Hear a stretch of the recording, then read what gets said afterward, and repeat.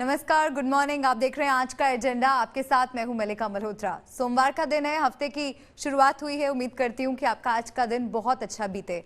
आज के एजेंडा में आज हम बात करने वाले हैं कोरोना के नए वेरिएंट ओमिक्रॉन के बारे में। साउथ अफ्रीका में मिले कोरोना के नए वेरिएंट ओमिक्रॉन के डर ने दुनिया में एक बार फिर दहशत पैदा कर दी है। भारत में भी इसे लेकर सनसनी मच गई है। प्रधानमंत्री नरेंद्र मोदी ने भी शनिवार को कोरोना पर एक हाई लेवल मीटिंग की, तो राज्य की सरकारें भी इसे लेकर अलर्ट मोड में आ गई हैं। नए वेरिएंट को लेकर दिल्ली सरकार ने विशेषज्ञों से सुझाव मांगा है। ओमिक्रॉन कोरोना के डेल्टा वेरिएंट से काफी ज्यादा खतरनाक माना जा रहा है। ओमिक्रॉन में 30 से ज्यादा म्यूटेशन मिले हैं, जबकि डेल्टा वेरिएंट में करीब 15 म्यूटेशन मिले थे। इसीलिए ये डेल्टा से बहुत ज्यादा संक्रामक है। WHO ने इसे वेरिएंट ऑफ कंसर्न की कैटेगरी में डाला है। इस पर हम चर्चा भी करेंगे। दो एक्सपर्ट्स मेरे साथ आज के एजेंडा में जुड़ने वाले हैं। उनसे आपका इंट्रोडक्शन करवा देती हूं। Doctor DK Gupta, CMD Felix Hospital से मेरे साथ जुड़ रहे हैं। साथ ही डॉक्टर आकार कपूर, डायरेक्टर सिटी एक्सरे। आप दोनों का बहुत स्वागत है आज का एजेंडा में। इनसे भी आगे हम चर्चा करेंगे, तमाम जानकारी लेंगे, क्योंकि इस वेरिएंट के बारे में बहुत से लोग बहुत कुछ जानना समझना चाहते हैं। ये एक नया वेरिएंट सामने आया है जिसको लेकर पूरी दुनिया में दहशत फैली हुई है। इसके बारे में बहुत ज्यादा डेटा भी इस वक्त उपलब्ध नहीं है। डॉक्टर्स, हेल्थ केयर वर्कर्स समेत दूसरे जिम्मेदार लोगों को मिलकर इससे बचने की प्लानिंग बना लेनी चाहिए। मसलन वेरिएंट से जुड़ रहे देशों से तत्काल प्रभाव से यात्रियों की आवाजाही बंद कर देनी चाहिए। यानी 15 दिसंबर से शुरू होने जा रही अंतर्राष्ट्रीय उड़ानों पर फिर से विचार करना होगा। तो कितना खतरनाक है ओमिक्रॉन वेरिएंट, इसी से जुड़ी कुछ जानकारी आपको ग्राफिक्स के जरिए पहले दे देते हैं। अब तक का सबसे तेज फैलने वाला वेरिएंट इसे माना जा रहा है। डेल्टा वेरिएंट से 7 गुना ज्यादा ये तेजी से फैलता है। याद कीजिए, जब डेल्टा वेरिएंट के बारे में जानकारी मिली थी तब किस तरह से एक तरह से दहशत फैल गई थी, लेकिन अब ये जो नया वेरिएंट आया है इसे और भी ज्यादा संक्रामक माना जा रहा है। पकड़ में आने से पहले 32 म्यूटेशन इसके हो चुके हैं। हवा के जरिए फैलने का अंदेशा भी जताया जा रहा है। और हाई रिस्क वाले देश कौन कौन से हैं उनके बारे में भी आपको जानकारी दे देते हैं। वैसे तो माना जा रहा है कि ये वेरिएंट की पहचान सबसे पहले साउथ अफ्रीका में हुई थी, लेकिन ये दुनिया के अलग देशों में भी पहुंच चुका है, जो कि है Mauritius, New Zealand, Zimbabwe, Singapore, Hong Kong और इजराइल। नए वेरिएंट के लिहाज से ये तमाम देश हाई रिस्क में माने जा रहे हैं। और इंडिया की क्या तैयारियां हैं, भारत कितना तैयार है इस नए वेरिएंट से निपटने के लिए, इसके बारे में भी आपको बता देते हैं। किस तरह से दुनिया दहल चुकी है और भारत में भी इसकी दस्तक आ चुकी है। राजस्थान 100% वैक्सीनेशन पर जोर दे रहा है इससे निपटने के लिए। बूस्टर डोज की केंद्र से मांग राजस्थान में की जा रही है। तमिलनाडु की अगर बात की जाए तो वहां पर एहतियाती चारों हवाई अड्डों पर अलर्ट जारी कर दिया गया है। हवाई अड्डों पर स्पेशल अफसर्स की तैनाती की गई है। भारत कितना सतर्क है, ये आप इन ग्राफिक्स के जरिए जो जानकारी आपको दे रहे हैं इसको देखकर आप समझ पाएंगे। महाराष्ट्र में भी RT-PCR टेस्ट अनिवार्य कर दिया है। दक्षिण अफ्रीका से आए तो क्वारंटीन आपको होना पड़ेगा, आइसोलेशन में जाना पड़ेगा। कोविड रूल तोड़े तो 10,000 का जुर्माना आपको भरना पड़ेगा। दिल्ली की अगर बात करें तो दिल्ली भी DDMA एक्शन प्लान बना रहा है। उड़ानों पर रोक की गुजारिश मुख्यमंत्री अरविंद केजरीवाल ने प्रधानमंत्री नरेंद्र मोदी से कल एक बार फिर की थी। ट्वीट कर भी और चिट्ठी लिखकर भी उन्होंने अपनी मांगे रखी थी। 29 को LG के साथ मीटिंग भी आयोजित की गई है। एयरपोर्ट पर RT-PCR टेस्ट को कर्नाटक में अनिवार्य कर दिया गया है। पॉजिटिव मिले तो क्वारंटीन। ये हम आपको बता रहे हैं कि कर्नाटक में एहतियाती क्या कदम उठाए गए हैं। सार्वजनिक कार्यक्रम स्थगित कर दिए गए हैं क्योंकि साउथ में स्थिति काफी भयावह थी कोरोना के मद्देनजर। केरल की अगर बात की जाए तो केरल में भी RT-PCR टेस्ट जरूरी कर दिया गया है। गुजरात में भी RT-PCR टेस्ट अनिवार्य कर दिया गया है। तो भारत पूरी तरह से तैयार है और राज्यों में किस तरह के अलर्ट जारी किए गए हैं वो भी हम आपको बता देते हैं। एक्सपर्ट्स के पास भी चलेंगे क्योंकि वही हमें समझा सकते हैं कि आखिर ये वेरिएंट कितना खतरनाक है और हमें किस तरह के प्रिकॉशंस लेने होंगे। कोरोना का नया वेरिएंट दुनिया पर संकट बनकर आ गया है। सभी राज्यों को अलर्ट पे कर दिया गया है। वीजा और देश में आने वाले नियमों में सख्ती को अनिवार्य कर दिया है। सभी राज्यों को अलर्ट पर रखा है। बाहर से आने वाले यात्रियों की जांच भी की जा रही है। और चलिए अब अपने एक्सपर्ट्स का हम रुख कर लेते हैं। दो एक्सपर्ट्स हमारे साथ जुड़े हैं। दोनों का बहुत बहुत स्वागत। डॉक्टर डीके गुप्ता, डॉक्टर आकार कपूर, बहुत बहुत शुक्रिया आपका हमारे साथ आज के एजेंडा में जुड़ने के लिए। सबसे पहले डॉक्टर डीके गुप्ता आपके पास आते हुए, ये जो नया वेरिएंट है ओमिक्रॉन, इसके बारे में बहुत ज़्यादा डेटा अब तक उपलब्ध नहीं हो पाया है और शोधकर्ता अभी भी ये समझने की कोशिश कर रहे हैं कि इसका व्यवहार किस तरह का है। क्या कुछ जानकारी आप इसके बारे में दर्शकों को दे सकते हैं? कौन वेरिएंट है इसका जो पता लगा था कि 9 तारीख को जी डॉक्टर डीके गुप्ता की आवाज हम तक नहीं पहुंच पा रही है। एक बार हम उसको फिक्स करके दोबारा उनके पास जाएंगे। तब तक डॉक्टर आकार कपूर से हम बात कर लेते हैं। डॉक्टर आकार कपूर, इस वेरिएंट के सटीक व्यवहार के बारे में अब तक कोई जानकारी नहीं मिल पाई है और जिस तरह से ये बात भी सामने आ रही है कि ये ज्यादा संक्रामक है, तो ये कितना खतरनाक डेल्टा वेरिएंट के मुकाबले?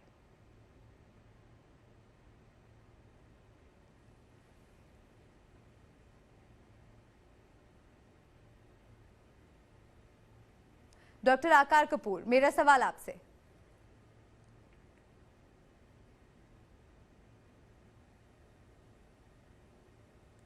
आप मुझे सुन पा रहे हैं डॉक्टर आकार कपूर?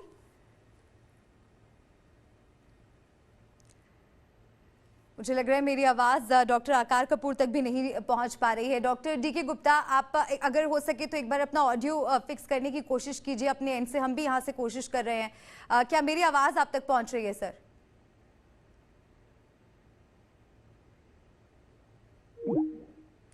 डॉक्टर डीके गुप्ता से हमारा संपर्क नहीं हो पा रहा है, लग रहा है कनेक्शन टूट गया है। डॉक्टर आकार कपूर के पास भी हम चलेंगे। तब तक जो टेक्निकल प्रॉब्लम आ रही है उसको हम फिक्स करने की कोशिश कर रहे हैं। बहरहाल ये जो नया वेरिएंट है इसके बारे में चर्चा इसलिए भी जरूरी हो जाती है क्योंकि कोरोना जब से दुनिया में आया है उसके बाद से लगातार हमने देखा कि इसके नए नए वेरिएंट सामने आए। अल्फा आया, बीटा, गामा, उसके बाद डेल्टा वेरिएंट आया और अब ये नया ओमिक्रॉन वेरिएंट दुनिया में दस्तक दे चुका है और तमाम देश इससे प्रभावित हो रहे हैं और भारत भी इससे निपटने की पूरी तैयारी कर रहा है। जिस तरह से जब दूसरी लहर आई थी, सिर्फ दिल्ली राजधानी ही नहीं बल्कि देश के जो तमाम हिस्से हैं वहां पर उसका असर देखने को मिला था। किस तरह से लोगों ने कोरोना की वजह से अपनी जान गंवाई। खतरनाक दूसरी लहर आई थी और अब तीसरी लहर कहीं दस्तक ना दे दे, क्योंकि ओमिक्रॉन जो है वो बहुत तेजी से फैल रहा है। इसको लेकर शोधकर्ता बहुत बार चेता भी चुके हैं और लगातार तमाम देशों से ये अपील कर रहे हैं कि प्रिकॉशंस जो हैं, कोरोना प्रोटोकॉल जो है उसको फॉलो किया जाए, क्योंकि थोड़ी ढील तो देखने को मिल रही थी। हालांकि वैक्सीनेशन की जो रफ्तार है देश में वो अच्छी गति से चल रही है, लेकिन अब और जोर दिया जा रहा है ताकि 100% वैक्सीनेशन पूरी तरह से कर लिया जाए। ओमिक्रॉन वेरिएंट के केसेस लगातार सामने आ रहे हैं, अलग अलग देशों से सामने आ रहे हैं। एक बार फिर से हमारे मेहमानों का रुख करते हैं। Doctor DK Gupta CMD Felix Hospital से मेरे साथ जुड़ गए हैं और डॉक्टर आकार कपूर, डायरेक्टर सिटी एक्सरे। क्या आपको मेरी आवाज आ रही है डॉक्टर आकार कपूर?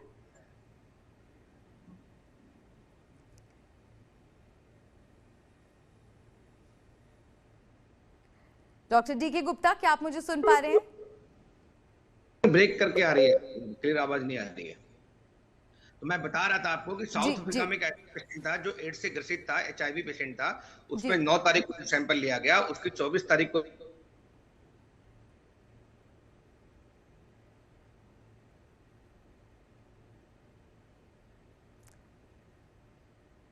डॉक्टर डीके गुप्ता से एक बार फिर से हमें संपर्क करने की कोशिश करनी होगी। जी सर, आपको मेरी आवाज आ रही है? आपकी आवाज बहुत ब्रेक होकर आ रही है। क्या आपका इंटरनेट कनेक्शन ठीक है? आप एक बार चेक कर लीजिए।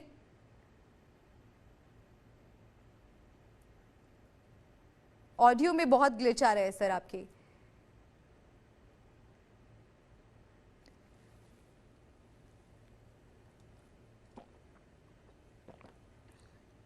एक बार फिर से हम कोशिश कर रहे हैं कि हमारे मेहमानों के साथ हमारा संपर्क हो सके। कुछ टेक्निकल प्रॉब्लम आ रही है, कुछ कनेक्शन में प्रॉब्लम आ रही है। और देखिए, तब तक हम आपको ग्राफिक्स के जरिए जो ज़रूरी जानकारी है इससे जुड़ी हुई वो आपको हम दे रहे हैं। ओमिक्रॉन वेरिएंट जो है वो कितना खतरनाक है ये समझना आपको होगा। ये पकड़ में आने से पहले 32 म्यूटेशन इसके हो चुके हैं। हवा के जरिए फैलने का अंदेशा है, इसलिए लगातार जो एक्सपर्ट्स हैं, जो डॉक्टर्स हैं, वो इस बात पर जोर दे रहे हैं कि मास्क आप अभी भी लगा के रखिए और N95 मास्क सबसे ज्यादा कारगर है।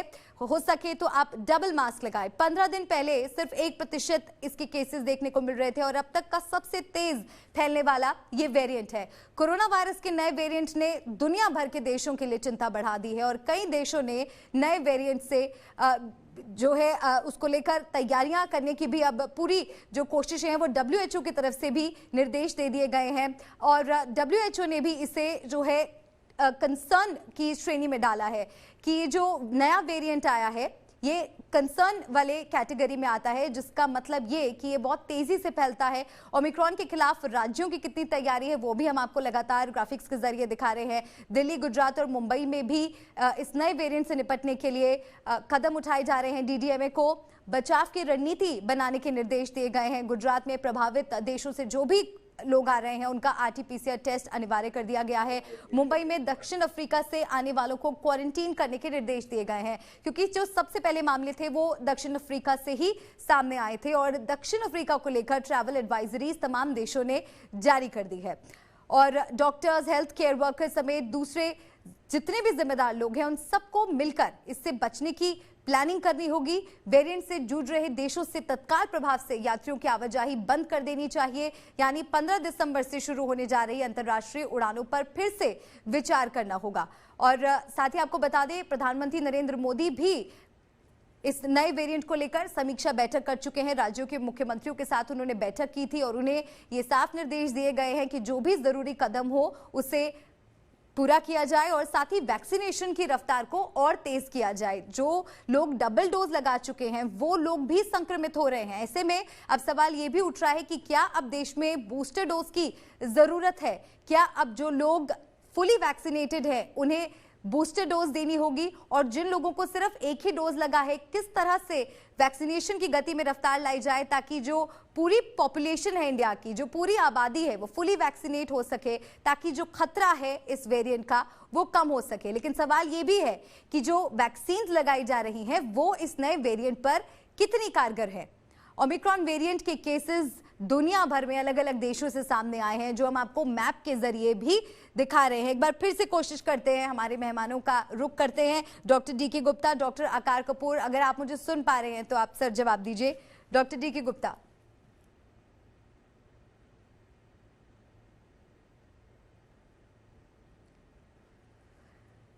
तो हमारा संपर्क नहीं हो पा रहा है और एक्सपर्ट से हमारी यही जानने की कोशिश थी कि इस नए खतरे से कैसे निपटा जाए, क्योंकि ये जो नया वेरिएंट है इसे खतरनाक माना जा रहा है। WHO ने भी चेताया है कि ये खतरनाक श्रेणी में है, वेरिएंट ऑफ कंसर्न इसे घोषित किया जा चुका है। साउथ अफ्रीका में मिले कोरोना के नए वेरिएंट ओमिक्रॉन के डर ने दुनिया भर में एक बार फिर से दहशत पैदा कर दी है। भारत में भी इसे लेकर सनसनी मच गई है और प्रधानमंत्री नरेंद्र मोदी ने भी शनिवार को कोरोना पर एक हाई लेवल मीटिंग की थी। राज्य की सरकारें भी इसे लेकर अलर्ट मोड में आ गई हैं और नए वेरिएंट को लेकर दिल्ली सरकार ने विशेषज्ञों से सुझाव मांगा है। ओमिक्रॉन कोरोना के डेल्टा वेरिएंट से भी ज्यादा खतरनाक है। कल मुख्यमंत्री अरविंद केजरीवाल ने प्रधानमंत्री नरेंद्र मोदी को चिट्ठी लिखकर इस बात का आग्रह किया था कि जो भी फ्लाइट्स आ रही हैं विदेशों से उन पर या तो रोक लगाई जाए या फिर कड़े कदम उठाए जाए। जितने भी लोग विदेश से आ रहे हैं, खासकर हाई रिस्क देशों से आ रहे हैं, उनकी जांच की जा रही है, सघन जांच की जा रही है। RT-PCR टेस्ट अनिवार्य कर दिया गया है और अगर आपकी रिपोर्ट पॉजिटिव पाई जाती है तो भी आपको क्वारंटीन में जाना होगा और अगर नहीं भी हो रहा है लेकिन फिर भी अगर आप इन हाई रिस्क देशों से आ रहे हैं तब भी आइसोलेशन अनिवार्य है। डॉक्टर आकार कपूर का माफ कीजिएगा, एक बार फिर से रुक करने की कोशिश करते हैं। डॉक्टर आकार कपूर, आपको मेरी आवाज आ रही है सर?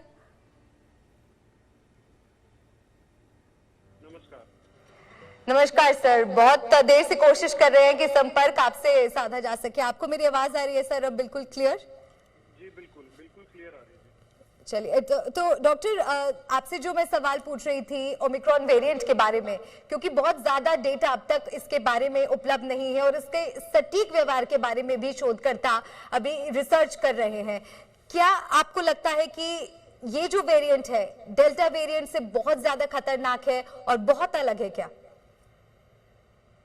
मैं कहना चाहूँगा कि अभी तक इस टॉपिक पे हमारे पास बहुत लिमिटेड इंफॉर्मेशन है, बट अभी तक जो इनिशियल इंफॉर्मेशन आ रही है दक्षिण अफ्रीका से वो ये है कि ये वायरस, ये नया म्यूटेंट वायरस जो कि ओमिक्रॉन है B1.1.529, ये बहुत ही ज़्यादा 5 से 6 गुना ज़्यादा फैल सकता है, ज़्यादा तेज़ी से फैलता है। बट हमें पैनिक करने की कोई ज़रूरत नहीं है अभी, क्योंकि जो इनिशियल रिपोर्ट्स आ रही हैं वो ये कह रही हैं कि ज़्यादा इसकी जो सिम्टम्स हैं वो बहुत माइल्ड किस्म के सिम्टम्स हैं। इसमें शरीर में दर्द, कमज़ोरी, वीकनेस, एड़ियों में दर्द और खांसी जैसे लक्षण आते हैं। अभी तक कोई भी केस जो डायग्नोस हुआ है अभी तक हॉस्पिटलाइज नहीं हुआ है, तो हमें पैनिक करने की बिल्कुल भी ज़रूरत नहीं है, बट हमें बिल्कुल सतर्क रहना है इसको लेके, क्योंकि इसके फैलने की इसका जो फैलना है वो ज़्यादा है दूसरे म्यूटेंट से, जैसे कि अल्फा, बीटा, गामा और डेल्टा। जी डॉक्टर, एक और सवाल मैं आपसे ये जानना चाह रही थी कि जिन लोगों की भी टेस्ट रिपोर्ट पॉजिटिव आ रही है उन्हें जीनोम सीक्वेंसिंग के लिए भेजा जा रहा है। आप आम भाषा में हमारे व्यूअर्स को समझा सकते हैं कि इसका मकसद क्या होता है सर? जीनोम सीक्वेंस में क्या होता है कि हम वायरस को डिटेल में स्टडी किया जाता है जीनोम सीक्वेंसिंग लैब्स में, एंड हम उनके अंदर की एक एक जीन में हुए म्यूटेशन को डिटेल में स्टडी कर सकते हैं। जब तक हम उसको स्टडी नहीं करेंगे हमें समझ नहीं आएगी कि किस प्रकार की म्यूटेशंस चल रही हैं वायरस में, कि वायरस किस तरीके से इफेक्ट कर सकता है इंसान में।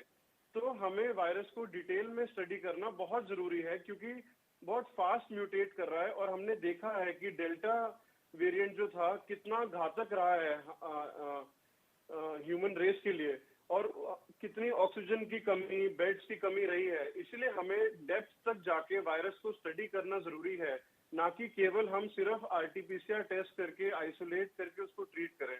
हमें कॉज तक जाना है वायरस के, किस प्रकार का वायरस है वो जानना बहुत जरूरी है। तो जीनोम सीक्वेंसिंग के बारे में आपने बहुत ज़रूरी जानकारी दी। डॉक्टर डीके गुप्ता भी हमारे साथ जुड़ गए हैं। सर, एक बार फिर से आपका स्वागत है। उम्मीद करती हूँ कि आपको मेरी आवाज़ आ रही होगी सर। जी डॉक्टर, आप हमें क्या इन्फॉर्मेशन दे सकते हैं इस नए वेरिएंट के बारे में? देखिए, 3-4 पहलुओं जो हमें समझने की जरूरत है इसके बारे में ओमिक्रॉन। पहली बात तो जिसमें जो म्यूटेशंस हुई हैं वो स्पाइक प्रोटीन्स में हुई हैं, और जितनी भी दुनिया में वैक्सीन बनी है maximum vaccine spike protein based बनी हुई, जैसे हमारे यहाँ कोविशील्ड है या स्पुतनिक है, दोनों स्पाइक प्रोटीन से बनी है। तो मोस्ट प्रोबेबली संभवतः ऐसा भी हो सकता है कि जो हमारी वैक्सीन है उसकी एफिकेसी कम हो जाए, मतलब उसकी जो कारगर क्षमता है वो कम हो जाए, या वो हो सकता है कि पूरी की पूरी कारगर ना रहे। तो हो सकता है हमें नई वैक्सीन लगानी पड़े या किसी दूसरी वैक्सीन का बूस्टर डोज लगाना पड़े जो इस वेरिएंट के खिलाफ कारगर हो, नंबर 1। नंबर 2, बिकॉज इसमें स्पाइक प्रोटीन है वो वायरस को चिपकने में और बॉडी के अंदर प्रवेश करने में हेल्प करता है, और जो रिसेप्टर बाइंडिंग प्रोटीन जिसमें दूसरी म्यूटेशंस पाई गई हैं उसमें भी 10 म्यूटेशंस पाई गई हैं, वो भी हेल्प करता है कि वायरस बॉडी की सेल्स के अंदर, कोशिकाओं के अंदर कैसे चिपकता है और कैसे अंदर जाता है। तो अगर वायरस को चिपकने में और अंदर जाने में भी आसानी हो जाती है तो इट मींस वायरस तेजी से फैलेगा। अभी तक जो अनुमान लग रहा है कि 1.5 से 2 गुना तेजी से फैल सकता है। अगर अंदर तेजी से जाएगा तो अंदर इसका रेप्लिकेशन या ग्रोथ ज्यादा होगी, तो जो मरीज हैं उनके अंदर कॉम्प्लिकेशन और डेथ की संभावना बढ़ सकती है। तो ये 2-3 पहलू हैं जिस पर हमें ध्यान देने की जरूरत है। तीसरी बात, हम सब फ्लाइट रोकने की बात करें, फ्लाइट रोकने से काम नहीं चलेगा, बिकॉज अभी दुनिया के कई सारे देशों में फैल चुका है। कल ये अभी हम बात करें 10-12 देशों में इसके केसेस आइसोलेट हो चुके हैं, चाहे बेल्जियम हो, ऑस्ट्रेलिया हो, इंग्लैंड, न्यूजीलैंड हो, यूके हो, हांगकांग हो, इजराइल हो, तो इतने सारे देशों में आ चुके हैं। तो खाली 2-3 देशों की या 5-10 देशों की फ्लाइट रोकने से काम नहीं चलेगा। हमें अपनी स्ट्रिक्ट क्वारंटाइन पॉलिसी बनानी पड़ेगी। कोई भी व्यक्ति अगर बाहर विदेश से आ रहा है तो उसको 14 दिन की कंपलसरी क्वारंटाइन में रखना चाहिए, उसका आरटीपीसीआर होना चाहिए, उसकी जीनोम सीक्वेंसिंग होनी चाहिए। अगर वो सब निगेटिव है उसके बाद ही अलाउ करें कि वो हमारे देश के अंदर प्रवेश करे। अदरवाइज क्या होगा, जैसे डेल्टा में हुआ, अभी तो बड़ा स्लो चल रहा है, अभी हमें लग रहा है हम लोग हनीमून पीरियड में चल रहे हैं, बिकॉज अभी केसेस बहुत कम है। जैसे ही केसेस बढ़ेंगे एकदम सर जाएगा तो दिक्कत हो सकती है। तो हम लोगों को अपना इस पे पूरा ध्यान देना चाहिए। चौथी बात कि जितना भी इंफ्रास्ट्रक्चर, क्योंकि हम सबको पता है जो अभी तक की जो जो रिपोर्ट्स आ रही हैं, जो एविडेंस बेस्ड डाटा आ रहा है, उससे पता लग रहा है कि 1.5 से 2 गुना ज्यादा घातक हो सकता है, चाहे बीमारी फैलाने में या हमारी वैक्सीन की एफिकेसी कम करने में। तो इसलिए हमें अपने हेल्थ केयर इंफ्रास्ट्रक्चर को मजबूत करने पे जोर देना चाहिए। हमें अपने पैरामेडिकल स्टाफ है, उसको वेंटिलेटर की ट्रेनिंग है, ऑक्सीजन की ट्रेनिंग है, क्रिटिकल केयर पेशेंट को कैसे देखभाल करते हैं उसकी ट्रेनिंग है, इक्विपमेंट अरेंज करने चाहिए, नंबर ऑफ बेड्स बढ़ाने चाहिए, ऑक्सीजन की सप्लाई बढ़ानी चाहिए। तो इस पे ध्यान देने की जरूरत है। नंबर 5, हम लोगों को पता है कि बिकॉज ये कोविड वेरिएंट नया आ रहा है और ऐसी म्यूटेशन बार बार होती रहेंगी, तो जो बड़े देश हैं, G20 देश हैं, WHO जैसी संस्था है या यूनिसेफ जैसी संस्था है, इन सब संस्थाओं को ग्लोबल पेंडेमिक को रोकने में काम करना चाहिए। बिकॉज जो गरीब देश है उनमें वैक्सीन कवरेज तो है ही नहीं। साउथ अफ्रीका में 24 कवरेज था वैक्सीन का कवरेज। तो अगर कहीं भी देश में अगर ये रेप्लिकेट होता रहा, म्यूटेशन होता रहा, अगर हमने चेन ऑफ ट्रांसमिशन को ग्लोबली ब्रेक नहीं किया, तो म्यूटेशन होने की संभावना चांसेस हमारे साथ रहेंगे और ऐसे पेंडेमिक का खतरा हमेशा मंडराता रहेगा। तो इसके बहुत ध्यान देने की जरूरत है।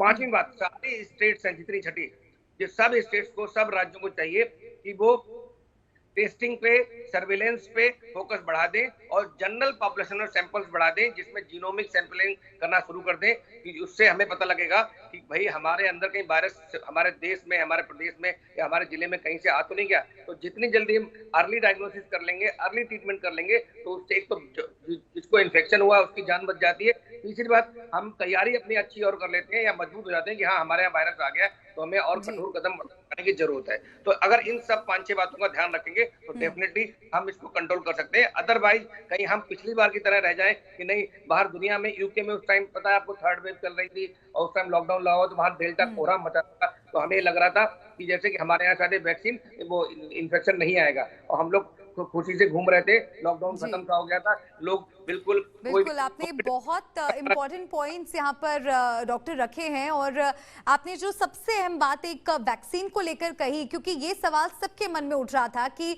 फुली वैक्सीनेटेड लोग भी कोरोना से संक्रमित हो रहे हैं। अब ऐसे में ये नया वेरिएंट आ गया है, इस पर ये वैक्सीन काम करेगी या नहीं? क्या अब नई वैक्सीन लानी पड़ेगी सिर्फ ओमिक्रॉन वेरिएंट को मद्देनजर रखते हुए? एक बार फिर से डॉक्टर आकार आपके पास आते हुए, जैसे कि डॉक्टर डी के गुप्ता भी कह रहे थे कि कोरोना तो अब दुनिया में आ चुका है और वायरस का ये नेचर ही होता है कि वो म्यूटेट करेगा। जैसे कि हमने देखा पहले अल्फा, बीटा, गामा, हमारे पास अब नया वेरिएंट आ गया है। ऐसे तो हो सकता है कि आगे चल के एक नया वेरिएंट सामने आ जाए। ऐसे में ये खतरा तो लगातार बना ही रहेगा। जी बिल्कुल। मैं सबसे पहली चीज कहना चाहूंगा कि सबसे इम्पोर्टेंट है कोविड अप्रोप्रिएट बिहेवियर। जो हमारे पास चीज है अपने सेल्फ डिफेंस के लिए, वो है मास्क पहनना, 2 गज की दूरी, और हमें क्राउडेड जगहों को अवॉइड करना है। ऐसी जगहों पे जाने को हमें अवॉइड करना चाहिए जहाँ पे क्राउड हो। जब हम अपने आप को सेल्फ डिफेंस बना सकते हैं तो 98% चांस है कि हम इस कोविड जैसी बीमारी से खुद ही बचा सकते हैं अपने आप को, चाहे कोई भी वेरिएंट आए। दूसरी चीज, ट्रैवल बैन लगाना is not the only solution, क्योंकि वायरसेस आते रहेंगे, म्यूटेशन उनकी होती रहेगी। हम हर दफा ट्रैवल बैन लगा के इसका सोल्यूशन नहीं निकाल सकते। इसीलिए हमें, जैसे सर ने बिल्कुल करेक्टली बोला है, टेस्टिंग, जीनोम सीक्वेंसिंग, स्क्रूटिनी और सर्विलेंस, बिल्कुल क्लस्टर्स में काम करके, फोकस करके हमें आगे बढ़ना है। या मैं ये भी कहना चाहूंगा कि सबसे बड़ा क्वेश्चन आजकल निकल के आ रहा है कि क्या वैक्सीन का असर रहेगा या नहीं। अभी तक हमारे पास इतना डेटा नहीं अवेलेबल है कि इस न्यू म्यूटेंट का एस्केप मैकेनिज्म क्या है वैक्सीन से। बट जो देखा जा रहा है कि जिस स्पाइक प्रोटीन पे ये इफेक्ट कर रहा है, 32 स्पाइक प्रोटीन पे इफेक्ट कर रहा है, वो लगभग सेम जगह पे इफेक्ट कर रहा है वायरस के। तो काफी चांस है कि वायरस इफेक्टिव होगा, बट कई लोग कह रहे हैं कि 20 से 30% कम हो जाएगी उसकी एफिकेसी। बट हमें देखना है ये कि वैक्सीनेशन हमेशा हेल्प करता है कि घातक से घातक इलनेस, सीरियस इलनेसेस और डेथ से प्रिवेंट करता है। इसीलिए कोविड अप्रोप्रिएट बिहेवियर और vaccination is the only way forward. वही तरीका है हमारे पास आगे जाने के लिए। हमें मेक श्योर करना है कि डबल वैक्सीनेटेड हो सारे एडल्ट्स। सरकार भी क्लोजली मॉनिटर कर रही है और आजकल बच्चों में भी वैक्सीनेशन लगाने की बिल्कुल बात चल रही है, और यानी कि आने वाले दिनों में शुरू भी होने वाली है ये चीज। एक चीज जो सरकार कर सकती है इसमें, कि जैसे जो भी पब्लिक एरियाज हैं, जैसे कि मॉल्स हो गए, पब्लिक ट्रांसपोर्ट हो गए, यहाँ पे हम सेकेंड वैक्सीनेशन का जो सर्टिफिकेट है वो मैंडेटरी कर सकते हैं। इस चीज से ज्यादा लोग आगे आके डबली वैक्सीनेटेड होंगे। हमें वैक्सीनेशन पे कड़ी से कड़ी फोकस रखना चाहिए। सरकार ने एक नई चीज शुरू की है अभी, जैसे कि हर घर 10 तक, जो कि बहुत ही अच्छा एक सरकार की शुरुआत की हुई एक स्ट्रेटजी है कि घर घर में जाके हेल्थ केयर वर्कर्स एक एडल्ट्स को वैक्सीनेट करेंगे। बहुत ही जो रूरल एरियाज है वहाँ पे कई तरीके के लोगों के मानसिक एक बना हुआ है कि वैक्सीन नहीं लगानी। उन लोगों के हमें लोकल लीडर्स को लेके, जो भी पंचायत हैं, डिस्ट्रिक्ट्स हैं, उनके इन्वॉल्वमेंट साथ लेके वीडियोस से, उनको प्रेजेंटेशन से उनको मजबूर करना चाहिए, उनको कन्विंस करना चाहिए हमें कि वैक्सीनेशन बहुत जरूरी है हमें आगे बढ़ के इस कोविड की फाइट में। जी, एक बार फिर से डॉक्टर डीके गुप्ता आपके पास आते हुए, एक आम लोगों के दिमाग में आप ये कह लीजिए कि कहीं ना कहीं अब लोगों को आदत हो गई है कि कोविड है, और खासकर अगर वो वैक्सीनेटेड है तो उनका जो मन का डर है वो कम हो चुका है। लेकिन आपने एक बात तो साफ कर दी कि ये जो नया वेरिएंट आया है ये एक बड़ा खतरा अभी भी बना हुआ है। आप ये समझाइए, आम लोगों को ये समझाइए कि कोविड अब हमारे बीच में रहेगा ही, ऐसे में अब इसे हम हल्के में भी नहीं ले सकते और कोरोना प्रोटोकॉल फॉलो करना भी बहुत जरूरी है। और क्या ऐसी चीजों का खास ख्याल लोग रख सकते हैं कि अपने आप को, अपने परिवार को कोरोना से वो बचा रखें? देखिए, बड़ा अच्छा सवाल है आपका कि हम सबको पता है कि हमें अब न्यू नॉर्मल लाइफ जीनी है। Covid appropriate behaviour cap, CAP, एक ऐसी कैप है जो आपको बाकी चीजों से बचाती है, ना कि कोविड से। तो कोविड के अलावा बाकी जैसे इन्फेक्शन है, चाहे निमोनिया है, इन्फ्लुएंजा है, ट्यूबरक्लोसिस है, या हाथ धोने से आपको टाइफाइड है, जॉन्डिस है, गैस्ट्रोएंटेराइटिस है, डायरिया है, इन सब बीमारियों से भी आपको बचत होती है।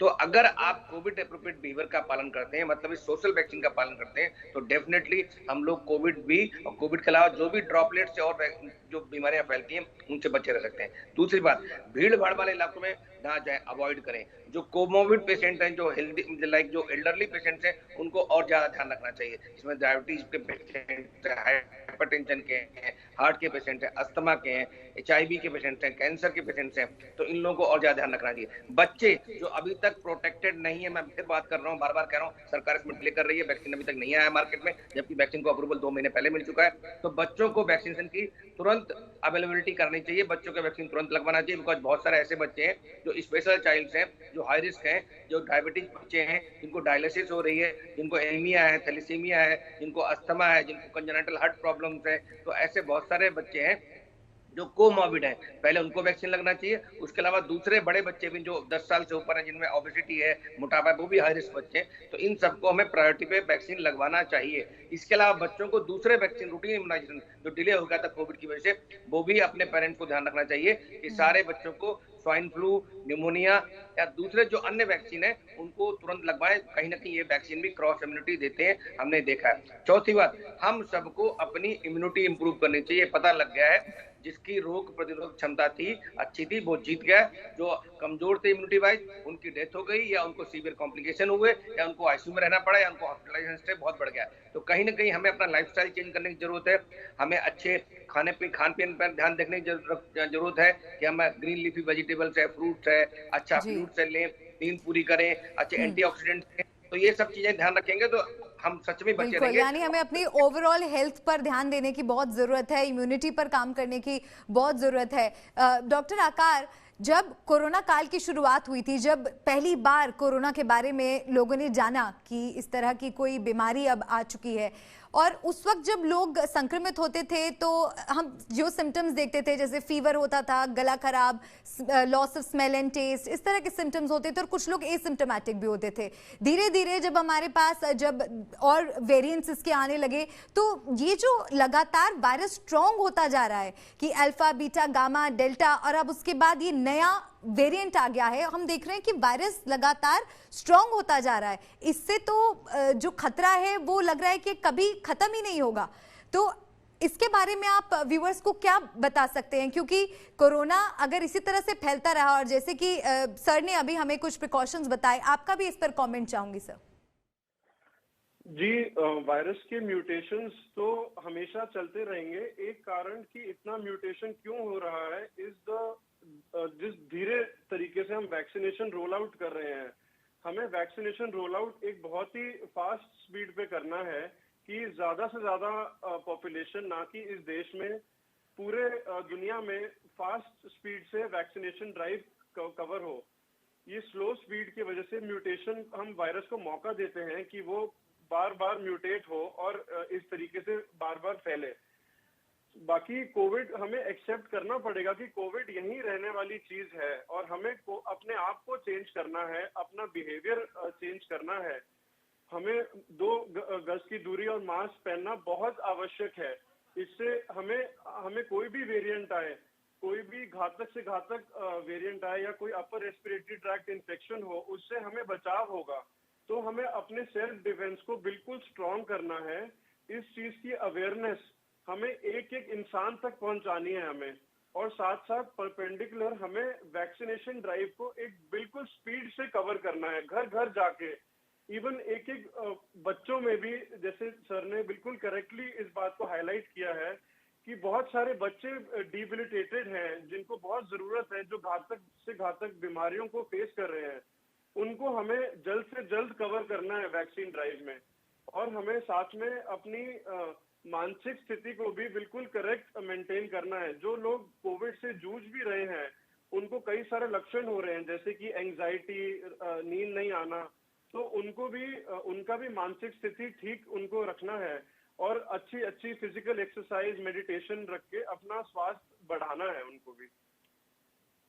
जी, और जैसे कि डॉक्टर डीके गुप्ता, आप हमें लगातार बता रहे हैं कि किस तरह से ओवरऑल हेल्थ पर काम करने की हमें ज़रूरत है। जब दूसरी लहर आई थी तो हमने देखा कि डेथ रेट बहुत बढ़ गया। जो वेरिएंट था, डेल्टा वेरिएंट, वो इतना घातक था कि अगर वो कोई शख्स संक्रमित हुआ तो हॉस्पिटलाइज होने का भी जो खतरा था वो भी हमने बढ़ते हुए देखा। अब क्या एक तीसरी लहर का डर भी हमारे ऊपर मंडरा रहा है? क्या आपको लग रहा है कि अगर रोकथाम नहीं हुई तो तीसरी लहर भी आ सकती है? वो भयानक मंजर जो हम आज तक नहीं भूले हैं दूसरी लहर का, क्या वो हमें दोबारा देखना पड़ सकता है सर? बिल्कुल, हम लोग पहले भी ये उम्मीद में थे कि हो सकता है तीसरी लहर आए, बट अभी तक भगवान की मेहरबानी समझ लीजिए, या वैक्सीनेशन का कवरेज अच्छा समझ लीजिए, या लोगों ने कोविड बिहेवियर का पालन अच्छे से किया, या हार्ड इम्यूनिटी अच्छे से डेवलप हो गई थी, बिकॉज बहुत सारा नेचुरल इन्फेक्शन हो चुका था, कई सारे फैक्टर्स थे जिससे थर्ड वेव डिलेड हो रही थी या नहीं आने की उम्मीद हो रही थी अब कि अब शायद हो सकता ना आए। बट अगर कोई नया वेरिएंट आ गया, उसके अंदर हमारे पास इम्यूनिटी नहीं है, हमारी जनरल पॉपुलेशन में अगर वो इम्यूनिटी नहीं है, या तो नेचुरल इन्फेक्शन के थ्रू या वैक्सीनेशन के थ्रू, तो हम लोग सारी पॉपुलेशन ससेप्टेबल पॉपुलेशन हो जाती है, हाई रिस्क पॉपुलेशन हो जाती है। इसका मतलब है कि हमारी 135 करोड़ की जनता फिर दोबारा वल्नरेबल पॉपुलेशन हो गई है कि अगर कैसे बाहर से वायरस आया, अगर वायरस ने फैलना शुरू किया तो सब लोग चपेट में आ सकते हैं। और हम सबके देश में जो प्रॉब्लम है एक सबसे बड़ी है कि हमारा जनसंख्या घनत्व जो है, पॉपुलेशन डेंसिटी है, वो बहुत ज्यादा है। 135 करोड़ की आबादी है, बहुत लोग क्लोज उसमें क्लस्टर्स में रहते हैं, बहुत सारे लोग क्लोज उसमें गांव में या शहरों में ऐसी सोसाइटीज हैं या जो झुग्गी झोपड़ी जाए कि अगर एक लोगों को फैला तो पूरी कम्युनिटी इन्वॉल्वमेंट जो है वो बहुत जल्दी होता है। तो सेकेंड वेव में जो हम लोगों ने देखा था, सबसे बड़ी प्रॉब्लम क्या थी?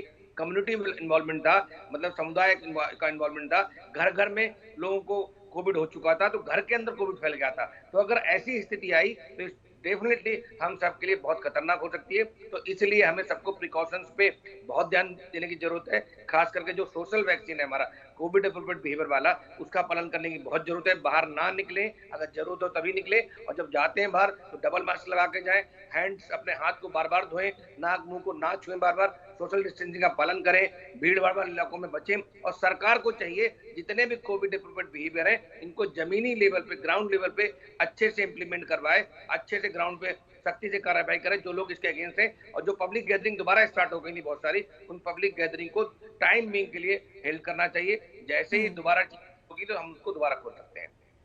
बिल्कुल। और डॉक्टर, ये हम सबको याद है कि जब लॉकडाउन लगा था उसके बाद ही जो गति थी उसको थोड़ा सा धीमा कर पाए थे, क्योंकि लगातार जो वायरस था वो बहुत तेजी से फैल रहा था और पॉपुलेशन हमारा एक बहुत बड़ा कंसर्न तो है ही। डॉक्टर आकार, आपके पास आते हुए अगर टेस्टिंग की बात की जाए, क्योंकि टेस्टिंग पर भी आप दोनों लगातार जोर दे रहे हैं, RT-PCR टेस्ट तो है ही, क्या रैपिड एंटीजन डिटेक्शन टेस्ट भी इस वेरिएंट के लिए जरूरी हो जाता है? जी, rapid antigen test is a बहुत यूजफुल टेस्ट है एक, क्योंकि कॉस्ट इफेक्टिव भी है और बहुत ही ज्यादा कागार में किया जा रहा है। हालांकि इसकी जो स्पेसिफिसिटी है वो कम है आरटीपीसीआर के मुकाबले में। तो मैं रेकमेंड करूंगा कि आरटीपीसीआर टेस्ट ही केवल होना चाहिए है अगर हमें इसको जल्दी पकड़ना है और ज्यादा से ज्यादा करेक्ट पॉजिटिव हमें डायग्नोस करना है। क्योंकि बहुत सारे ऐसे केसेस होते हैं जिसमें रैपिड एंटीजन टेस्ट नेगेटिव आते हैं और आरटीपीसीआर केवल इस बीमारी को पकड़ता है। अगर हम शुरुआत से ही रैपिड एंटीजन की तरफ हमारा ध्यान ज्यादा रहेगा तो हम बहुत सारे ऐसे पॉजिटिव केसेस को मिस कर देंगे हम। इसीलिए हमें रैपिड एंटीजन टेस्ट के साथ साथ आरटीपीसीआर दोनों को साथ लेके चलना है और मास टेस्टिंग करनी है। जैसे बीच में देखा गया था कि सरकार घर घर में जाके, लोकेलिटीज में जाके, इवन जहाँ पे कई सारे दुकानदार हैं, क्लस्टर्स हैं, वहां जाके टेस्टिंग की थी सरकार ने, अभी भी चल रही है। इसी को हमें बरतना है और इसको स्केल अप करना है हमें, इसी टेस्टिंग को। खास तौर से हमें इंटरनेशनल देशों से आने वाले यात्रियों पे फोकस रखना है। उनको हमने, जैसे अभी हाल फिलहाल में सरकार ने मेजर लिया है कि हाई रिस्क कंट्रीज को डिफाइन किया है उनने, वहां से आने वाले लोगों में उनका आने के बाद भी आरटीपीसीआर टेस्ट होगा एंड जो जो पॉजिटिव आएंगे उनकी जीनोम सीक्वेंसेस के लिए भी उनके सैंपल्स भेजे जाएंगे। तो इंटरनेशनल यात्रियों को लेके खासकर, और उनकी ट्रैवल हिस्ट्री भी लेनी बहुत जरूरी है। जो जो लोग पॉजिटिव आ रहे हैं उनकी ट्रैवल हिस्ट्री, किन किन से मिले हैं, किन किन देशों से वो आए हैं लौट के, ये देखना बहुत ही गौर करने वाली चीज है। बात कर रहे हैं या जो पॉइंट्स आपने हमारे सामने रखे, डॉक्टर डीके गुप्ता शायद आप कुछ कहना चाह रहे थे, आप अपनी बात भी रखिएगा। और साथ ही आपसे एक लास्ट कमेंट चाहूंगी बूस्टर डोज के बारे में भी। क्या बूस्टर डोज आज के वक्त की एक बड़ी जरूरत है? बिल्कुल। तो पहली बात तो मैं बताना चाहूंगा, मेरा कमेंट ये है कि जो रैपिड एंटीजन टेस्ट है, रैट जिसको बोलते हैं हम लोग, वो स्क्रीनिंग के लिए बहुत अच्छा है। डायग्नोसिस कंफर्म करने के लिए पहले भी हम लोग आरटीपीसीआर टेस्ट ही करा देते हैं, उसी को करना चाहिए। दूसरी बात, जो नया जो ओमिक्रॉन वेरिएंट आया है, इसको हम एंटीजन टेस्ट से कंफर्म नहीं कर सकते। तो आप स्क्रीन टेस्ट करके कि पेशेंट जो मरीज है कोविड से ग्रसित है या नहीं है। बट अगर आपको पता करना है कि कौन सा कोविड है, कि डेल्टा वेरिएंट है या ओमिक्रॉन है, तो आपको आरटीपीसीआर ही करना पड़ेगा और जीनोम सीक्वेंसिंग उसके बाद करानी पड़ेगी। तभी 3 टेस्ट की जरूरत है। पहला टेस्ट आपका रैट टेस्ट है, रैपिड एंटीजन टेस्ट। दूसरा आरटीपीसीआर। तीसरा आपको जीनोम सीक्वेंसिंग। इस समय हम लोग बहुत बड़े मतलब क्रूशियल पॉइंट्स में हैं। अगर ये वायरस कहीं से अंदर घुस गया और मल्टीप्लाई करने लग गया तो हमारे लिए सबके लिए दिक्कत खड़ी कर सकता है। तो इस समय हमें तीनों टेस्ट जोर देना चाहिए। खास करके हमारे पास 10 रेफरल लेबोरेटरी है जहाँ पे हम लोग जीनोम सैंपलिंग करते हैं, जीनोम सीक्वेंसिंग करते हैं। तो वहाँ उन लेबोरेटरीज का हमें सदुपयोग करना चाहिए। तो दूसरा सवाल आपने पूछा, तो आप रिपीट करेंगे प्लीज? बस सर, आपका बूस्टर डोज को लेकर एक आखिरी कमेंट मैं चाह रही थी कि क्या आपको लगता है it's the need of the hour, booster dose अब अनिवार्य हो गया है, होना चाहिए? बूस्टर डोज लगेंगे और बहुत सारे देशों में ऑलरेडी बूस्टर डोज स्टार्ट कर दी गई है। खास करके जो हाई रिस्क लोग हैं, हाई रिस्क जिसमें डॉक्टर्स आते हैं, पैरामेडिकल स्टाफ आता है, फ्रंटलाइन वर्कर्स आते हैं, कोमॉर्बिड पेशेंट्स आते हैं जिनको डिफरेंट बीमारियां हैं, तो पहले उनको लगनी चाहिए। और बूस्टर डोज को हमें कोशिश करना चाहिए कि हम spike protein based booster dose ना लगाएं। मतलब ऐसी वैक्सीन लगवाएं जिसमें होलसेल किल्ड वैक्सीन हो, जिसमें सारा वायरस हो। उससे फायदा होगा कि अगर छोटा मोटा म्यूटेशन होता भी है तो भी वो वैक्सीन इफेक्टिव रहेगी। अगर हम spike protein based booster dose लगाएंगे तो मे भी वो वैक्सीन इनइफेक्टिव हो जाए। तो हमें बूस्टर डोज पे फोकस करना चाहिए। बूस्टर डोज का मतलब अनाउंसमेंट करना चाहिए सरकार को, कौन सी कैटेगरी को लगनी चाहिए, वो जैसे हमने पहले किया था उस कैटेगरी वाइज हमें स्टार्ट करना चाहिए। और कौन सी वैक्सीन हम देंगे, टाइप ऑफ वैक्सीन, ये भी बहुत इंपॉर्टेंट है, उसका भी स्टार्ट करना चाहिए। और साथ में मेरे जो साइंटिस्ट हैं, जो हमारे वैक्सीन मैन्युफैक्चरर्स हैं, उनको तैयारी करनी चाहिए कि अगर ओमिक्रॉन के लिए हमें नई वैक्सीन बनानी चाहे तो उसका प्रोसेस डेवलपमेंट, वायरस को आइसोलेट कैसे करना है, वायरस को ग्रो कैसे करना है, वो सारी तैयारियां करनी चाहिए। सप्लाई चेन लॉजिस्टिक्स का सब कुछ ध्यान रखना चाहिए। जैसे फ्लू वायरस में होता है क्या, फ्लू वैक्सीन जो आती है स्वाइन फ्लू की, वो हर साल नई वैक्सीन आती है। और जनवरी से लेकर मई तक नया डाटा हम लोग कलेक्ट करते हैं पूरी दुनिया में। जो नया स्ट्रेन होता है उसकी वैक्सीन डेवलप होती है और जून जुलाई तक पूरी दुनिया में वैक्सीन फैल जाती है, पहुंच जाती है और वो लगना शुरू हो जाती है। तो कहीं ना कहीं हमें यही सेम स्ट्रेटजी इसके लिए भी रखनी पड़ेगी, के लिए भी। बिल्कुल, और most troubling category of covid variants WHO इससे घोषित कर चुका है। बहुत बहुत शुक्रिया आप दोनों का, आपने बहुत ज़रूरी इन्फॉर्मेशन यहाँ हमारे व्यूअर्स के लिए साझा की है और मैं उम्मीद करती हूँ कि आपकी बातें सुनने के बाद लोग ज़रूर अपना ख्याल रखेंगे और जो आपने हिदायत दी हैं उनको ज़रूर फॉलो करेंगे। आप दोनों का बहुत बहुत शुक्रिया सर।